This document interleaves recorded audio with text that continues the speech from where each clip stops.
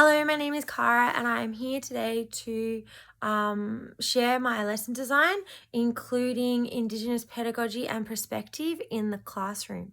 I am a food design technology teacher and I have the cross-curriculum priority is students will identify the interconnectedness between technologies and identify people, culture and country and place. Okay, we are going to investigate ancient food technologies from all nations. This is before colonization, and we're going to investigate the culture of different continents. And I've got a resource here from Australian National History Museum about the grinding stones that were used by our First Nations people to grind grass seed and wheat to make flour, to make bread. So that's what we're going to be making our cultural bread.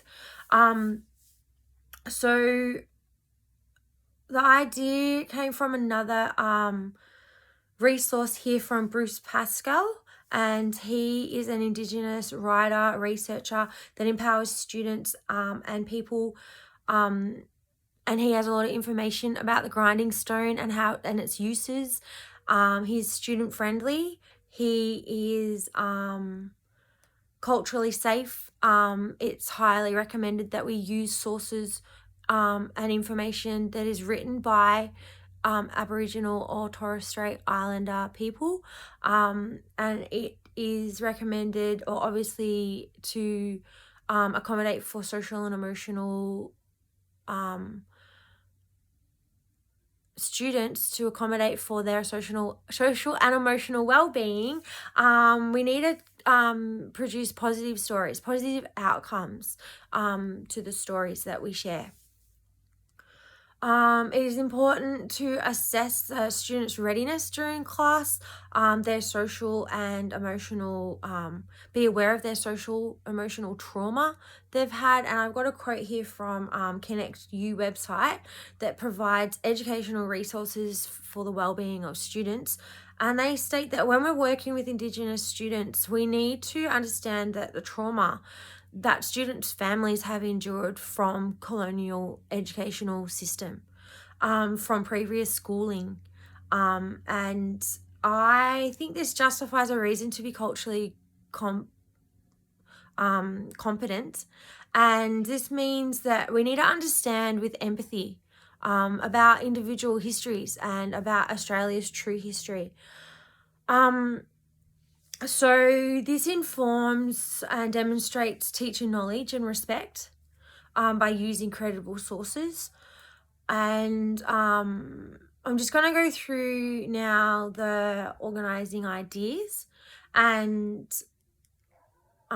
they provide more information on top of the cross-curriculum priority.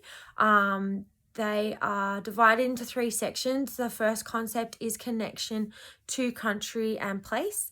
The second concept is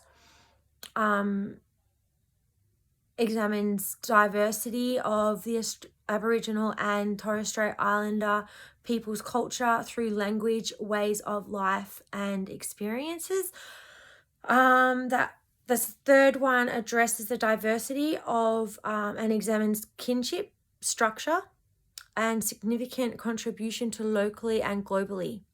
So we're going to look at the local bread and globally look at all the breads of all nations pre-colonization. So we're going to work in groups, and I'm going to go through the main sections of 8 Ways Learning modules that I'm going to use in this lesson design.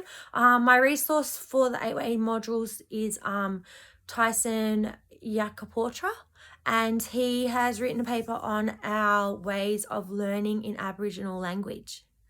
So the main concepts I'm going to use implemented in this learning design will be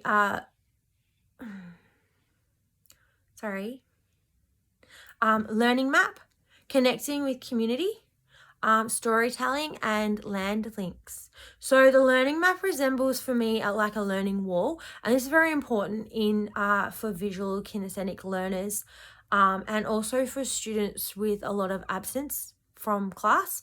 They can connect with the learning that we've done. They can see examples and the expectations, the end result, the goals that are put out for the term.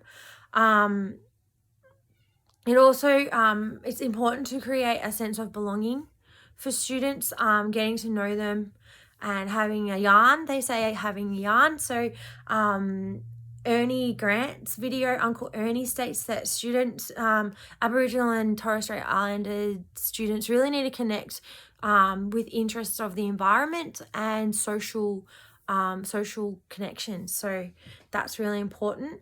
So we're all going to get together with our culture and our bread, and have connections to country, connect to community bakeries, and investigate all different cultures and bring it together as a massive class map of our pre-colonized and ancient technologies that were used before colonization. I'm going to leave now with respectfully, I'm going to put our First Nations Australian bread in the center of the project, and leave you with a quote or understanding from Pascal of how proud he is to be a part of the nation that first ever produced bread. Thank you. Goodbye.